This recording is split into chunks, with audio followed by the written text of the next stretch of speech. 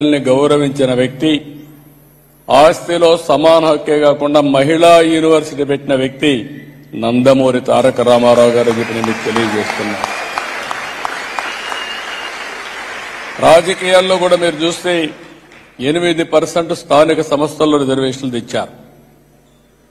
ఈ పాలసీస్ వల్ల వరకట్నం పోయింది, ఇప్పుడు రివర్స్ కట్నం వచ్చే పరిస్థితి వచ్చింది. I'm proud of it. నేను అప్పుడప్పుడు అడుగుతా ఉంటాను, భార్యాభర్త ఇద్దరు పనిచేస్తే ఎవరి ఆదాయం ఎక్కువ ఉందని. ఎవరి ఆదాయం ఎక్కువ ఉంది మీరు చెప్పండి? ఆడబిడ్డల ఆదాయం ఎక్కువ ఉంది. మేము కూడా మా ఇంట్లో కూడా వాళ్ళపైన ఆధారపడుతున్నాం.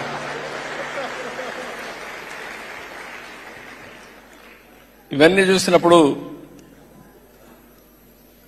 నేను ఒకటే మిమ్మల్ని అందరినీ 40 ఏళ్లుగా నేను చూసినటువంటి మార్పులు ఇవన్నీ. ఇదే సింగపూర్ గవర్నమెంట్ వచ్చినప్పుడు నేను సమైక్య ఆంధ్రప్రదేశ్లో హైదరాబాద్లో ఉప్పల్ దగ్గర సింగపూర్ సిటీ టౌన్షిప్ కట్టమన్నా. బ్రహ్మాండమైన టౌన్షిప్ నిర్మాణం చేశారు.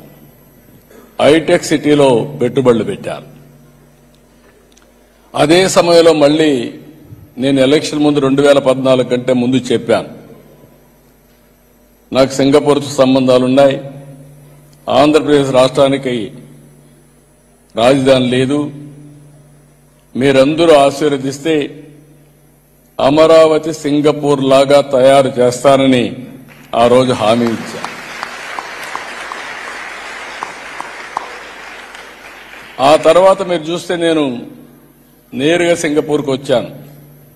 ఫస్ట్ టైం నేను ముఖ్యమంత్రి